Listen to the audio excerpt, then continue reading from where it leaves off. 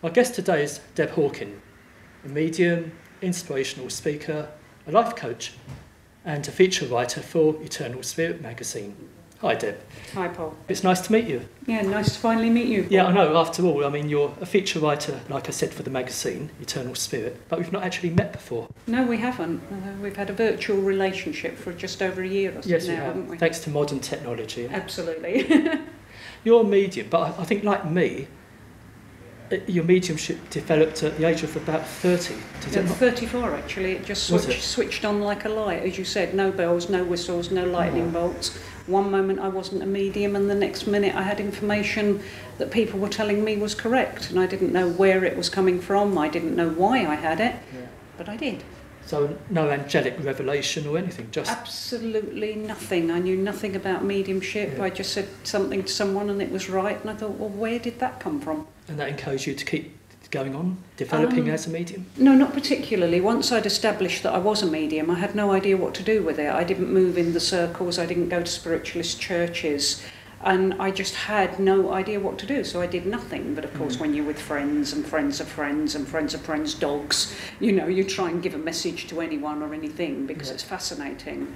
But once I really realised that this was something that was going to stay with me, I felt that I needed to get training before I did anything else with it. And I went and got training. So was that at the spiritualist church? No, I went with an organisation called the Avalon Project. It's a medium and his partner set up a group where they had about 12 mediums or something like that running courses with them to give you lots of different opinions and ideas about mediumship. Right, would that be Tony Stockwell? It would indeed, if you want to mention his name. I don't mind name dropping. Right, okay. So. I have to say, forget the fact that Tony's famous. The Avalon Project is fantastic training. It is as simple as that, you know. Now, you work with a guide called Amos. I do indeed. Now, can you divulge a little bit about him? About Amos? Amos is my guide. He's been my guide now since 2000, early 2006. I don't like to get into a battle of the guides. A lot of people will say to me, oh, is he Native American? Does he go back to the Bible? That sort of thing doesn't interest him any more than it interests me. He's wise, he's knowledgeable, he's effective, he's very, very simplistic in his approach to life, but his wisdom absolutely blows me away every time he opens his mouth. And I love working with him because I feel as a human being I can do my work to the best of my ability, but I am no wiser or better than anybody else on this planet. I rely very much on him when I'm stuck. Help, and he will come out with something. So what's his main job? What's he mainly here for you? I'm just asking. He's mainly here to help me in my work and to support me in my work, because he's telling me now that when you leave the spirit world, you leave behind your wisdom, because if you didn't, you wouldn't learn from this life. So although you come over with a certain amount of wisdom, there's a necessity to forget a lot of what you know, and the guide's job is to stay with you and help you develop as a person, but also bring in knowledge and wisdom when you need it. Right, so it doesn't just come in when you're giving a reading to somebody. He's almost always here. He's here right now. He just answered that question. All right, thanks. Yeah. So, but you do work in spiritualist churches now as a medium? I do platform mediumship in spiritualist churches, yes. I also do independent demonstrations. I mean, give me half a chance and 5 people and I'll do mediumship for you. But this is quite radical now, because you work as a residential medium at Warner's Hotel, don't you? Yes, I do. I work at Cricket and St Thomas in Somerset, which is one of the lovely Warner hotels. They invited me in because they want to be able to provide an experience for their guests that fulfills all their guests' needs. And they invited me in and Kerry in as an animal communicator because they felt their guests would appreciate those services. I mean, they must have a huge turnover of guests. I believe they have 2 sets of guests in a week, and they've got over 250 rooms, so there must be a turnover of about 1,000 people a week. It's good training for you then, Deb. It's good experience because it gets you working and it keeps you going. You know, you've got to be able to switch and just keep going. Yeah, but I think for a hotel chain to be open-minded says quite a lot in this day and age to them. They are incredibly open-minded, but they love their guests. They're very interested in their guests having a good experience, and they want to provide anything the guests might need to the best of their ability. Deb, you live in Glastonbury. I do. What's it like to live and work there in such a spiritual place? It's very interesting because Glastonbury's got to be one of the most amazing places in Britain. The spiritual energy and the earth energy there is very, very powerful. But of course Glastonbury does attract negativity because it's there to heal it. You know, the positive points on the earth are there to heal negativity. So sometimes you can go into the town, it can be very tense, you can find the energy almost too much to deal with.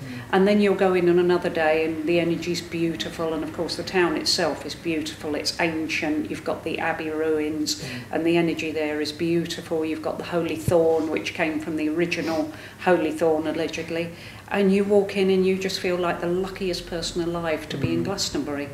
But you have to accept it attracts people who need healing, so sometimes its energy will be cluttered and people go and they cleanse it, especially the chalice well where a lot of people take problems to release them. Teams go in and they cleanse the energy in the chalice well. But all in all, it is just a wonderful town, it's a magical magical place to be. It really is, yeah. Excellent. Now, you do inspirational talking or speaking. Mm-hmm. Can you tell me a bit about this? It's quite a weird experience for me because I start off and I have a theme, and I tend to have a structure with the mystery of mediumship. There's a point to the talk and there's a structure that runs through it. And I'll start to talk, and my husband's seen that one 7 times now, and he says it's never the same.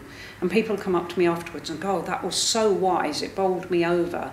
And I have to say, could you repeat to me what I said? Because I go into a zone, and I will just talk, and I'll have no idea at the end of it exactly what I've said.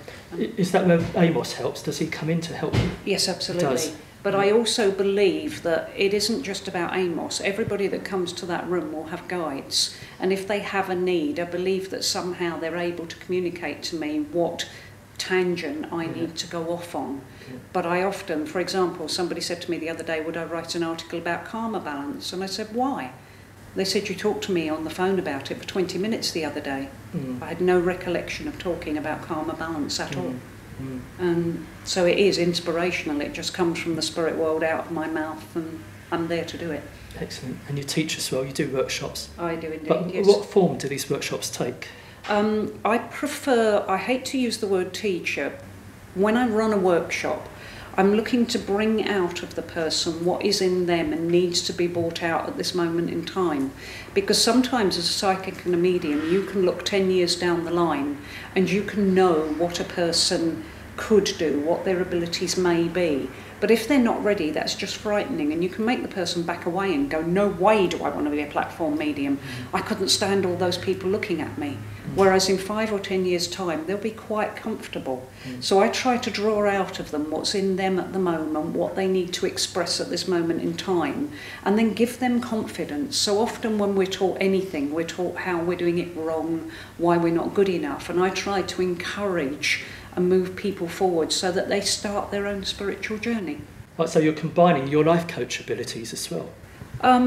Yes, I suppose so in a way. I just don't believe in being directive with people. I believe everybody is spirit. I don't believe anybody in this world is wiser than anyone else. And any helper's job, any inspirer's job is to find the best in that person and bring out their strengths. So often we spend our lives fighting to do something that isn't working for us because we have an underlying guilt. If we're not good at what we choose to do, then there's something wrong with us. That's not true. You won't be good at what you didn't come here to do because your spirit self is sitting back thinking, I don't care. I wish you would just stop trying to do that and please go onto the path that you're needed on. You came here to do a job, now just please let go of what's not working and let's go with what is. So I really do feel that is, I should inspire, not teach. So from the age of 34, when you began your, shall we say, mediumship work, how's it changed your life on reflection? In every way possible. People do look at photographs of me 20, 30 years ago now and say, who's that? And there's a photograph on my side taken in the early 1990s on my dresser of Tony and I, and people have said to him, who's that woman with Tony? And it's weird, but if you look at my face shape, it's changed. But inside I've changed. It's developed me as a person. I still, like any human being, I have my hang-ups, I have my cross that I bear. but it's got gradually easier because I've got so much help and inspiration from the spirit world. And even as I talk to you, I'm learning things as I speak. If a client comes to me for a reading, I'm learning as much as I'm giving that client all the time. And if you take the lessons and weave them into your life, every day is up. It might only be that much up, but you get that feeling every day. Yeah. You know. Now, if someone wishes to contact you about mediumship or your talks, have you a website they could contact you by? Yes, I have. It's the Dancing Star website. Nothing to do with Strictly, unfortunately. It's www.dancing-star.org.uk. Wonderful. Deb, it's been lovely meeting you. And it's been lovely finally meeting you, Paul. Yeah, thanks a lot. Thank you.